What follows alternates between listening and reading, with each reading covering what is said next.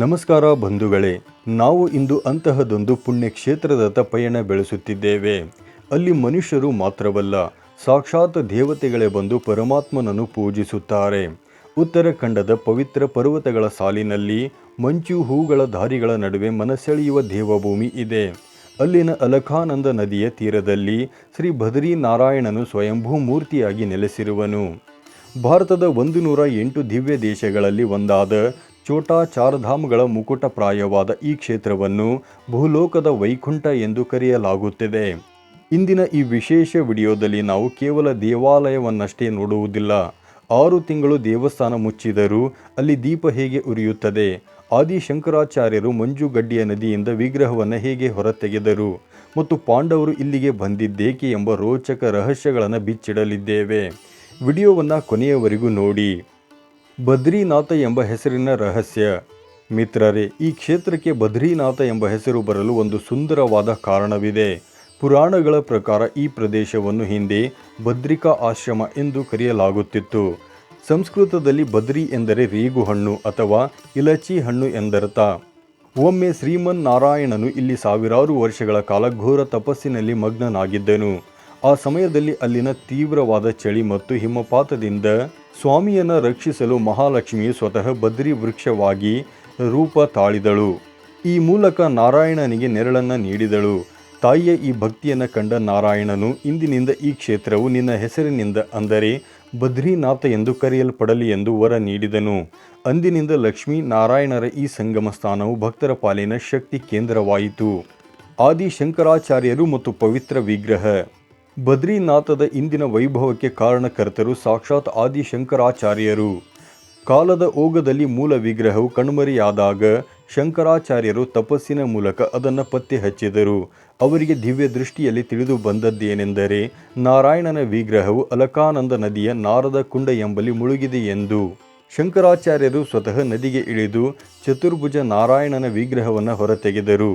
ಇದು ಸಾಲಿಗ್ರಾಮ ಶಿಲೆಯಿಂದ ಮಾಡಲ್ಪಟ್ಟ ಚಿಕ್ಕದಾದ ಆದರೆ ಅತ್ಯಂತ ಆಕರ್ಷಕವಾದ ಸ್ವಯಂಭೂ ಮೂರ್ತಿಯಾಗಿದೆ.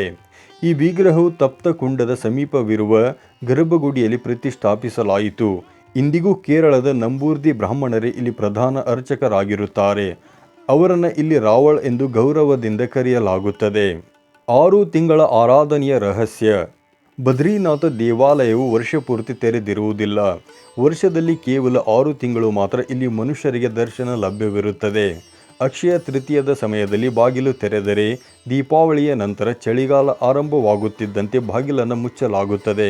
ಆದರೆ ಇಲ್ಲಿರುವ ಅಚ್ಚರಿಯ ವಿಷಯವೆಂದರೆ ಬಾಗಿಲು ಮುಚ್ಚುವ ಮುನ್ನ ಅರ್ಚಕರು ಒಂದು ಅಖಂಡ ದೀಪವನ್ನು ಹಚ್ಚಿಡುತ್ತಾರೆ. 6 ತಿಂಗಳ ನಂತರ ಮರುದಿನ ಬಾಗಿಲು ತೆರೆದಾಗಲೂ ಆ ದೀಪವು ಅಷ್ಟೇ ಪ್ರಕಾಶಮಾನವಾಗಿ ಉರಿಯುತ್ತಿರುತ್ತದೆ. ಪುರಾಣಗಳ ಪ್ರಕಾರ ಮನುಷ್ಯರು ಪೂಜೆ ಮುಗಿಸಿ ಹೋದ ನಂತರ ಮುಂದಿನ 6 ತಿಂಗಳು ದೇವತೆಗಳು ಮತ್ತು ನಾರದ ಮಹರ್ಷಿಗಳು ಬಂದು ಇಲ್ಲಿ ನಾರಾಯಣನನ್ನು ಪೂಜಿಸುತ್ತಾರೆ.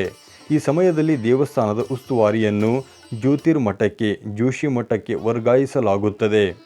ತಪ್ತಕುಂಡ, ಮಂಜಿನ ನಡುವೆ ಬೆಚ್ಚನೆಯ ನೀರು. ಬದ್ರಿನಾಥಕ್ಕೆ ಹೋದವರು ತಪ್ತಕುಂಡದಲ್ಲಿ ಸ್ನಾನ ಮಾಡದೆ ದರ್ಶನಕ್ಕೆ ಹೋಗುವುದಿಲ್ಲ. ಸುತ್ತಲೂ ಮಂಜು ಸುರಿಯುತ್ತಿದ್ದರೂ, ಮೈ ನಡುಗಿಸುವ ಚಳಿಯಿದ್ದರೂ ಈ ಕುಂಡದಲ್ಲಿ ಮಾತ್ರ ನೈಸರ್ಗಿಕವಾಗಿ ಬಿಸಿ ನೀರು ಹರಿಯುತ್ತದೆ. ಇದು ಹೇಗೆ ಸಾಧ್ಯ ಎಂಬುದು ಇಂದಿಗೂ ವಿಜ್ಞಾನಕ್ಕೆ ನಿಲುಕದ ರಹಸ್ಯವಾಗಿದೆ. ಈ ನೀರನ್ನು ಅಗ್ನಿ ತೀರ್ಥವೆಂದು ಕರೆಯಲಾಗುತ್ತದೆ ಮತ್ತು ಇದರಲ್ಲಿ ಸ್ನಾನ ಮಾಡುವುದರಿಂದ ದೈಹಿಕ ಮತ್ತು ಮಾನಸಿಕ ಅಶುದ್ಧತೆಗಳು ದೂರವಾಗುತ್ತವೆ ಎಂಬ ನಂಬಿಕೆ ಇದೆ. ಬ್ರಹ್ಮಕಪಾಲ ಮತ್ತು ಪಿತೃ ತರ್ಪಣ. ದೇವಾಲಯದ ಸಮೀಪದಲ್ಲೇ ಬ್ರಹ್ಮಕಪಾಲ ಎಂಬ ಪವಿತ್ರ ಸ್ಥಳವಿದೆ. ಇಲ್ಲಿನ ಇತಿಹಾಸದ ಪ್ರಕಾರ ಶಿವನು ಬ್ರಹ್ಮನ 5ನೆಯ ತಲೆಯನ್ನು ಕತ್ತರಿಸಿದಾಗ ಆ ಕಪಾಲವು ಬಂದು ಬಿದ್ದ ಜಾಗವಿದು. ಇಲ್ಲಿ ಪಿಂಡ ಪ್ರದಾನ ಮಾಡುವುದರಿಂದ ಪಿತೃಗಳಿಗೆ ಮೋಕ್ಷ ಸಿಗುತ್ತದೆ ಎಂಬ ವಿಶ್ವಾಸವಿದೆ. ಪಾಂಡವರು ಕೂಡ ತಮ್ಮ ಪೂರ್ವಜರಿಗೆ ಇಲ್ಲಿಯೇ ಪಿತೃ ಕಾರ್ಯಗಳನ್ನು ನೆರವೇರಿಸಿದ್ದರು ಎಂದು ಮಹಾಭಾರತ ಹೇಳುತ್ತದೆ. ವ್ಯಾಸಗುಹೆ ಮತ್ತು ಸರಸ್ವತಿ ನದಿಯ ಉಗಮ. ಬದ್ರಿನಾಥದಿಂದ ಸ್ವಲ್ಪ ಮುಂದೆ ಹೋದರೆ ನಮಗೆ ವ್ಯಾಸಗುಹೆ ಸಿಗುತ್ತದೆ. ಇಲ್ಲಿಯೇ ವೇದವ್ಯಾಸರು ಗಣಪತಿಯ ಸಹಾಯದಿಂದ ಮಹಾಭಾರತವನ್ನು ರಚಿಸಿದರು ಎಂದು ಹೇಳಲಾಗುತ್ತದೆ. ಇದರ ಹತ್ತಿರದಲ್ಲೇ ಸರಸ್ವತಿ ನದಿಯ ಉಗಮ ಸ್ಥಾನವನ್ನು ನೀವು ನೋಡಬಹುದು. ಇಲ್ಲಿನ ಹನುಮಾನ್ ಚೆಟ್ಟಿ ಎಂಬಲ್ಲಿ ಭೀಮನು ಹನುಮಂತನನ್ನು ಭೇಟಿಯಾಗಿದ್ದನು ಎಂಬ ಕಥೆಯೂ ಇದೆ. ಪ್ರತಿಯೊಂದು ಕಲ್ಲು, ಪ್ರತಿಯೊಂದು ಗುಹೆಯೂ ಇಲ್ಲಿ ಒಂದೊಂದು ದೈವಿಕ ಕಥೆಯನ್ನು ಸಾರುತ್ತವೆ. ನೀವು ಬದ್ರಿನಾಥಕ್ಕೆ ಹೋಗಬೇಕೆಂದರೆ ಮೊದಲು ಹರಿದ್ವಾರ ಅಥವಾ ಋಷಿಕೇಶಕ್ಕೆ ತಲುಪಬೇಕು. ಅಲ್ಲಿಂದ ಬಸ್ ಅಥವಾ ಖಾಸಗಿ ವಾಹನಗಳ ಮೂಲಕ ಸುಮಾರು 300 ಕಿಲೋಮೀಟರ್ ಬೆಟ್ಟದ ಹಾದಿಯಲ್ಲಿ ಪ್ರಯಾಣಿಸಬೇಕಾಗುತ್ತದೆ. ಈ ಪ್ರಯಾಣ ಕಷ್ಟಕರವಾದರೂ ಸುತ್ತಲಿನ ಪ್ರಕೃತಿ ಸೌಂದರ್ಯ ಮತ್ತು ಅಲಕಾನಂದ ನದಿಯ ಸಂಗೀತ ನಿಮ್ಮ ಆಯಾಸವನ್ನು ಮರೆಸುತ್ತದೆ. ಇದಕ್ಕೆ ಹತ್ತಿರದ ವಿಮಾನ ನಿಲ್ದಾಣವು ಡೆಹ್ರಾಡೂನ್ನಲ್ಲಿದೆ. ಬಂಧುಗಳೇ, ಬದ್ರಿನಾಥ ಎಂದರೆ ಕೇವಲ ಒಂದು ದರ್ಶನವಲ್ಲ, ಅದು ಆತ್ಮ ಮತ್ತು ಪರಮಾತ್ಮನ ಭೇಟಿಯ ತಾಣ.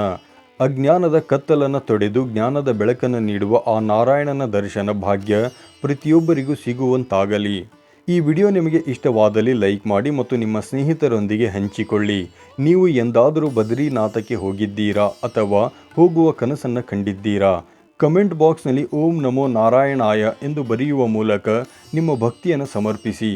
ಇಂತಹ ಹೆಚ್ಚಿನ ದೈವಿಕ ಮಾಹಿತಿಗಾಗಿ ನಮ್ಮ ಚಾನಲನ್ನು ಸಬ್ಸ್ಕ್ರೈಬ್ ಮಾಡಲು ಮರೆಯಬೇಡಿ. ಧನ್ಯವಾದಗಳು.